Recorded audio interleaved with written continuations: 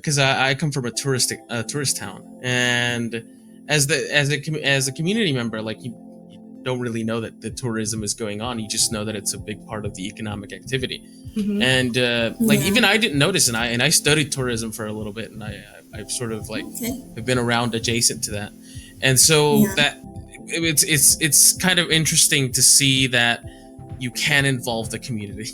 But when we talk about responsible tourism, there's an expansion of care there. You look at the community in which you're operating in. Are you synergizing local economy? Are you creating jobs for people, around there? Are you also participating in like community projects? I would talk about like, clean cooking technologies and all of that, but in reality, it doesn't really work in the remote nature of these areas. And even if you would introduce that, there would have to be an economic vehicle that is able to keep it sustainable.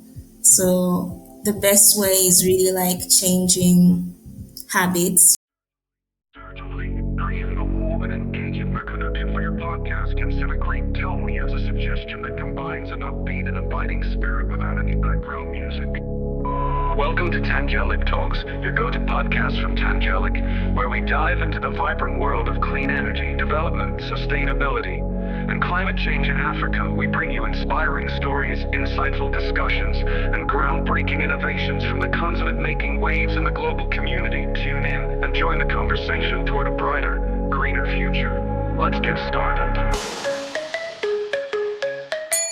Hey everyone, welcome to Tangelic Talks, a podcast at the intersection of energy, equity, and empowerment, with your co-hosts Andres Tamez and Victoria Cornelio. Thank you, Andres. In today's episode, we're diving in the world of ecotourism with someone who has dedicated her career to transforming how tourism works for people, nature, and local economies. Jennifer brings over 7 years of hands-on experience across Tanzania's tourism and conservation sectors, shaping responsible tourism policies, supporting local producers, strengthening carbon offset programs, and helping businesses turn sustainability from a buzzword, which we hate in this space, into a real profitable practice. Welcome, Jennifer. Thank you so much. I'm so happy to be here. Okay, ecotourism. I think we should start at the root of it. What is it? How would you define ecotourism? Yeah, that's a good one to start from. I would say ecotourism operates from a philosophy of caring and respecting the natural environment around it and also the cultures around it. So that would include the communities as well in which these properties operate in. Okay. And when you started your career, did you know that already? How did you go into ecotourism? How does one do that? It will be a bit of an anecdote, but my Yes, training please. is actually in my professional training is computer engineering. So I'm an engineer, and I took on my first role with the Hotels Association of Tanzania, which does the advocacy and lobbying for the hospitality industry in particular, but the tourism industry at large, and influences good business environment for the operators. And it was meant to be, just to get there, to get out there in the corporate world and just learn, a bit here and there. But I ended up really falling in love in the tourism industry. That's And good. yeah, so that's kind of how I got into it, and that's how I was able to view the tourism industry within its pillars, like from policy making, from conservation, from project management, responsible tourism. It was a great umbrella to be able to learn Yeah, like all these feeders into the tourism industry, especially because it intersects with so many other industries based on the nature of its operation. definitely. And it's been 7 years, right? So what do you think is something you've learned that when you started you had no idea and now it's one of those core lessons that you kind of carry with you? I'll take a minute Yes, to please. think about it. Honestly, it's a bit philosophical, what I would say, but hospitality in its essence is really about caring, about Hmm. giving without thinking of getting back immediately. and also about enriching other people's experiences. So it's very selfless and so giving. Mm-hmm. And being honed into that industry through my career building really helped me to adapt that philosophy for myself, which also informs my career trajectory at the moment. That's so interesting. I think that's the first time I've heard anyone sort of talk about hospitality in that way. You're right. Oh, Yeah, you're there to sort lovely. of make people happy. Yes. That's really cool. And where does the eco side come in then when we talk about tourism?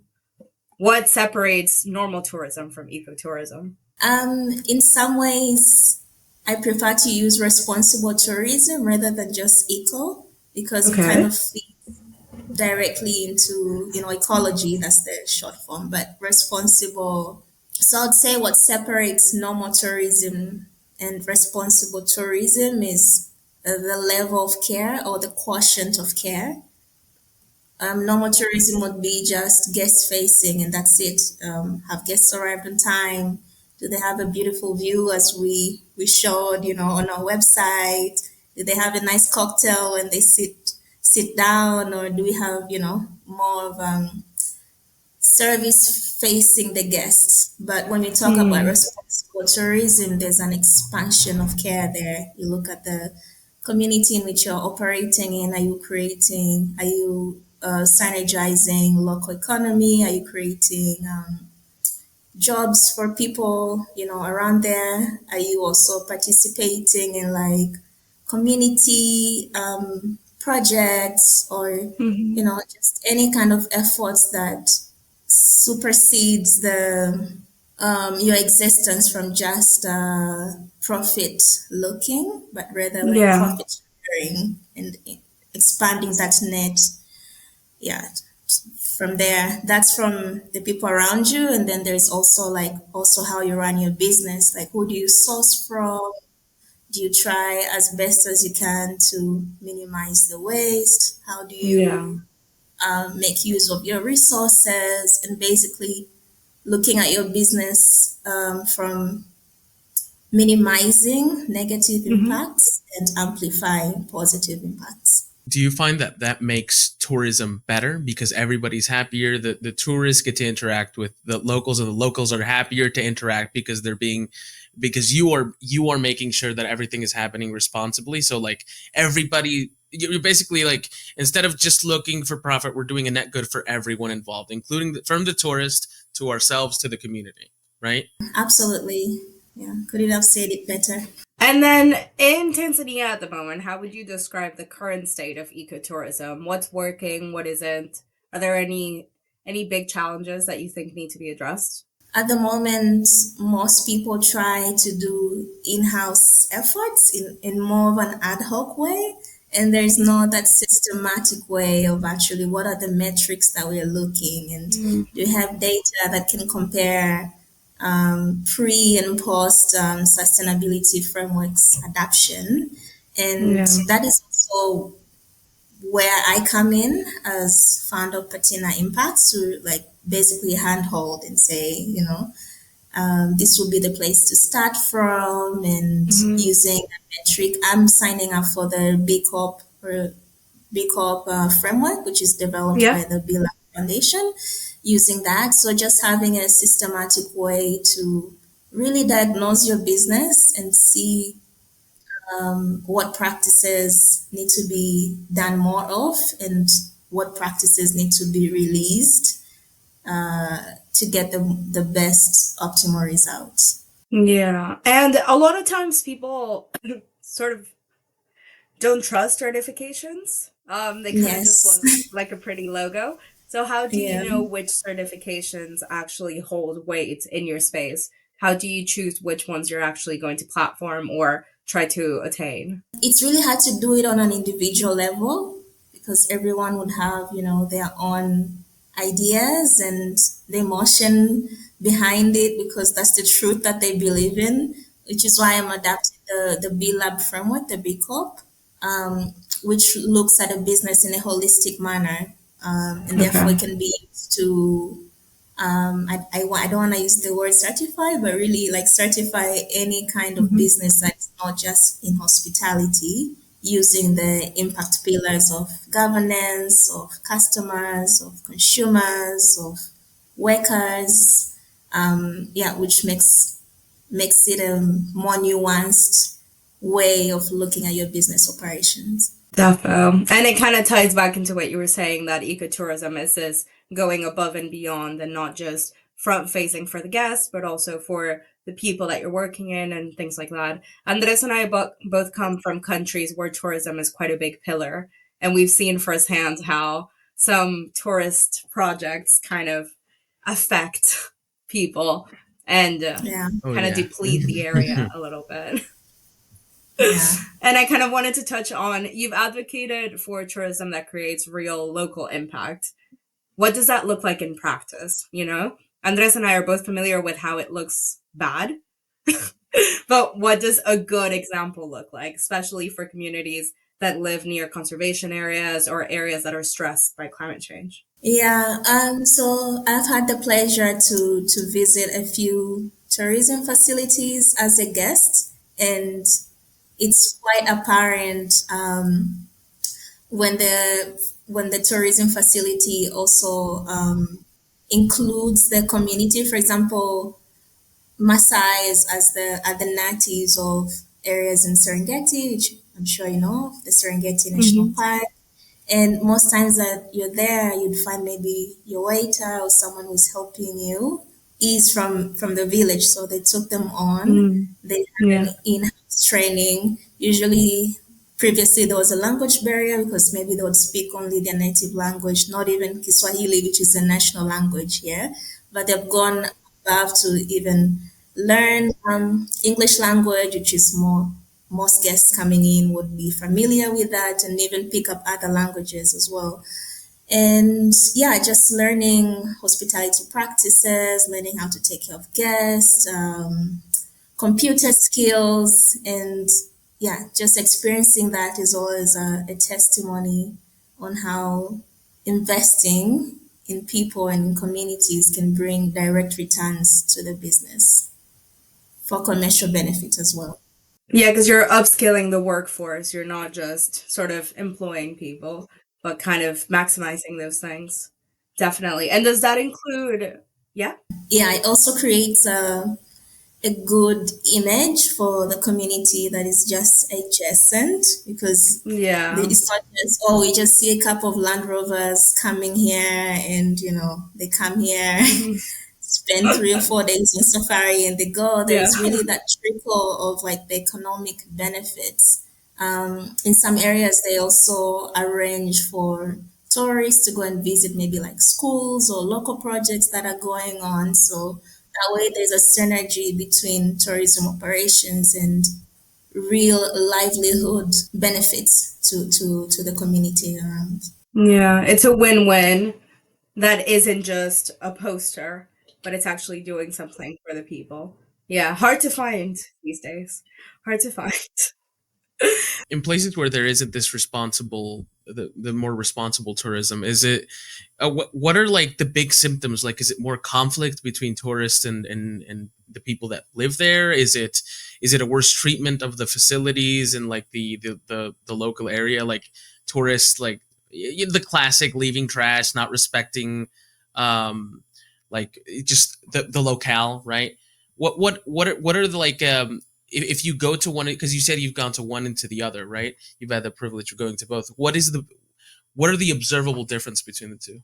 Yeah, well, the observable differences, um, I would say like the community sees themselves also as part of the experience. So even when you're not just, let's say in safari cars, they'll it could be a simple gesture, but like wave and say, hello, jumbo to the guests and just have this sense of they're also part of it and, like part of making the experience memorable. It's not just staff that come from the tourism facilities job to do that. It's more about enriching the experience, having more, giving people more to see, and making sure that you do it in a way that benefits everybody.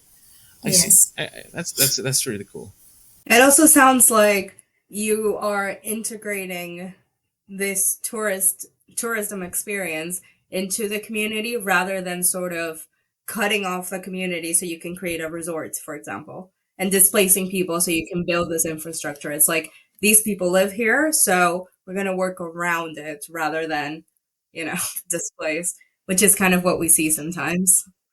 I was thinking of that because I come from a tourist town, and as a community member, like you don't really know that the tourism is going on. You just know that it's a big part of the economic activity. Mm-hmm. And like Yeah. even I didn't notice, and I studied tourism for a little bit, and I've sort of like Okay. have been around adjacent to that, and so Yeah. that it's kind of interesting to see that you can involve the community. That's so nice. And in that vein, then, we know what good looks like. So, how do we avoid becoming extractive? So, where culture and nature are commodified? Because if we are to accept that the people and the area enrich, you know, the touristic experience, how do we make sure that we're not commodifying that or to an extent trying to sell it almost as if that's the point, but instead having a genuine community center? Is that possible? Wow, I think that's a very difficult one to just pinpoint, But I think as a business community, when you change how you do business and how you view your product, then that Yeah. trickles down into your business practices as well. But that goes also Mm. hand in hand with like the regulations or the policies that are formed, which are able to protect natural environments, for example, protected areas.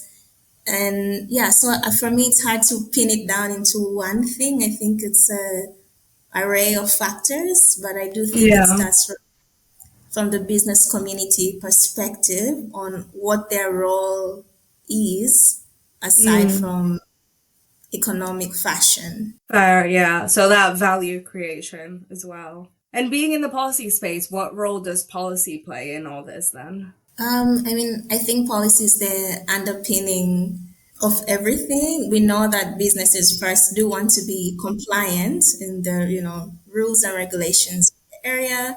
And so at the moment, we do not have any, to my knowledge at least, we do not have any like national sustainability laws or regulations that guide how you can actually do business. Yeah. Early this year, the financial sector had the regulation that regulates all financial sectors in Tanzania Mm-hmm. now requires that they do sustainability reporting when they do their annual standard reporting, which is a step, but that's just being in the financial sector. In Zanzibar Yeah. as well, which is I'm based in Tanzania mainland, and Zanzibar is the island which most people are really familiar with. They also Mm-hmm. started a new mandate for waste management, which so I think things like that like trickle into like business operators' mind, and now they'll pay Mm-hmm. more attention and maybe be curious or have certain Yeah. questions, which makes it easy for operators like us who are trying to help businesses act more responsibly come into the picture because they're already thinking of it. Maybe they're not sure where to Mm. start, or Yeah. maybe they have certain doubts that engaging in sustainability means making a trade-off on profit. But it's a Mm-hmm. great conversation starter when they're Definitely. already being asked to be compliant as businesses. Yeah, definitely. So that makes me think that the businesses that are doing it now are doing what you said of going above and beyond because it isn't being Yeah. asked of them yet by policy. Yes, exactly. Yeah. Right. Okay. What do you think is the number one regulation or policy that should be introduced in the next few years to kind of start that conversation? Is there one in mind? Oh, that's a good one. Can we pass on that question for now? Yeah, definitely. Okay. Well, I wanted to touch then on the carbon offsetting part of your profile. Because can you explain to us what carbon offsetting is? Because I think it's one of those things that unless you are part of this space you're not necessarily familiar with. I worked in a company which is a carbon offset project developer where they've huge, huge sizes of land in different parts of Tanzania, and they partner up with communities surrounding them. And yeah, using the RED framework, which is developed by the UN, they are able to be compensated for the avoided emissions of carbon dioxide. So basically, they take care of the forest land and the forest near them, and through that work as their custodian, they're able to get economic benefits and social benefits that is shared as a community. Right, okay.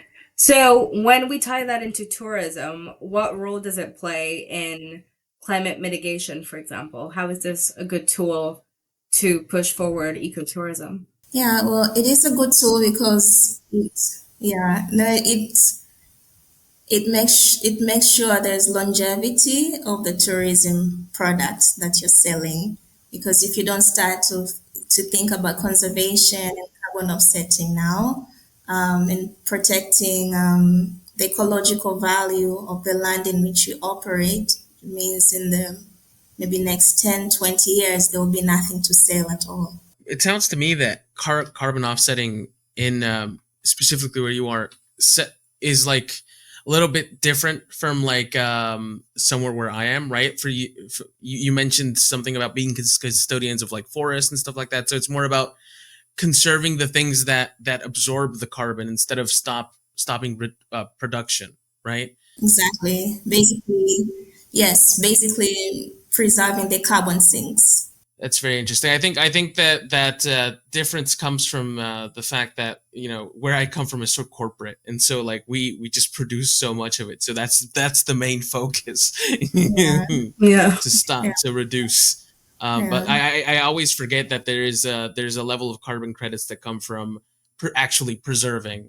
And so those benefits go to the communities. What kind of benefits do they get? I'm very curious. So the benefits that they get. So basically, how it works is there's like land. There's a way that land is divided in Tanzania specifically. There's general land and all this, and then there is land that is assigned to the village, which is basically the village council are the ones that make decisions on how it's allocated and what is used for what.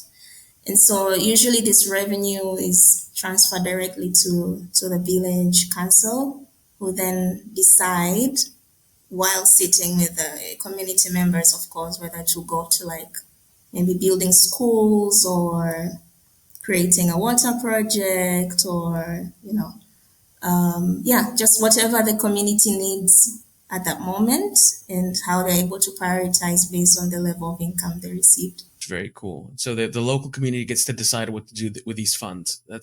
Yes. It's very That's interesting. cool. I like that. And then what does responsible land and wildlife stewardship look like? Because that's kind of what you're saying, that you take care of nature as a way of carbon offsetting, but also, nature is important. And it's also one of the attractiveness of this tourism that is being offered. So what does that look like? Yeah, so one of the main reasons of land degradation in Tanzania specifically is just cutting trees for like firewood, and this is mostly in the more remote areas, but also bad land uses for farming, where someone uses a piece of land here and then maybe after 1 year they just desert it and go to the next. So Yeah. yeah, those are the two main factors like that degrade the land quality and its ecological value. So those are kind of like the starting points at from an Okay. everyday consumer. Yeah, so addressing those things. Yes. I would imagine giving alternatives, right, to cutting trees is a big one, right? And basically every other sort of energy production is better than cutting trees and using that directly as fuel. So what is the provided solution by the authorities, by the government, or by the institutions that take care of this? Like if a community relies on wood, how do we solve this? So there's different ways of harvesting. Rather than like say cutting from the stem, you can just cut from the branches at least. That's already like a simple fix. But also there is within the land allocation, there's areas that are protected and where it's supposed to stay as a forest reserve, and there are areas that are available for public use. So just utilizing the areas that are not, you know, set under the protected status. That's number two. Mm-hmm. I would talk about like, clean cooking technologies and all of that, but in reality, it doesn't really work in the remote nature of these areas. And even if you would introduce that, there would have to be an economic vehicle that is able to keep it sustainable. So the best way is really like changing habits of how, Mm-hmm. you interact with, Right. yeah, the land It's so and remote. You can't really introduce infrastructure, so you just have to educate. Basically, just exactly, educate. yeah. Or That's very realign. interesting. Yeah, just to mention that also there's a lot of like native and ancestral knowledge that is so different from one community and another. And yeah, most times it really just dials back to respecting the ancestral knowledge that was passed through generation to generation. And that's actually what works for that specific community. So that's also Mm-hmm. a huge one, rather than coming up with frameworks which maybe would work well, let's say, where next Andreas is from, but probably wouldn't work well in a remote Yeah. region in southern Tanzania. So that's also a huge one. And I can imagine that responsible business also takes that into account. So it's not coming in and saying we have the solutions, but sort of backing the solutions that the community is saying this is what works for us, right? Exactly. I love that. That's really cool. So, for travelers visiting Tanzania, what does being a responsible ethical tourist actually look like? If I was booking my flight tomorrow, how do I make sure I'm adhering, however you say that word, to Yes. ecotourism in Tanzania? Yeah, that's a good question. I think just try to leave the place better than you found it, but also having a natural curiosity from not just, for example, safari, because Tanzania is known for like its safaris, but also the surrounding community, you know, how do they live like, and yeah, so I think, yeah, it just comes from coming here and having that Mm-hmm. full experience that is Yeah. not just based on what your itinerary designed by your agent looks like. Yeah. I'm sure, yeah, we can talk about like littering and all of that, but most people now are quite conscious already about that. So I think, going back home and just having that reminder of maybe how the community lived or your previously perceived notions of that area and how you are actually challenged by seeing the realities on the ground and then coming back and sharing Yeah. with your peers and families about that is already like Mhm. quite a big step. Yeah, Yeah. and I think end of the day, like another really big one is thinking of the earth as one. So whether you visited maybe Ngorongoro or maybe Serengeti, and you are quite conscious of not littering or maybe not using plastic or adhering to all the wildlife rules, you just carry that soul and essence back with you at home and try to see how you can incorporate that in your daily life.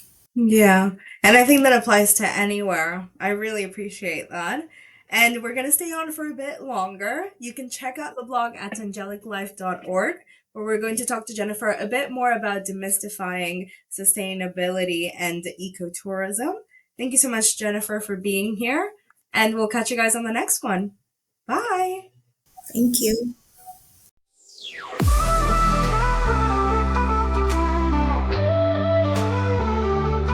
Let's talk power, let's talk change. From rural lights to brighter days. Equity rising, voices strong. We're building tomorrow where we all belong. Tangelic Talks, energy, equity, pride. Empowering the world, side by side. A spark becomes a fire, a vision that's true. Together we rise, it starts with you.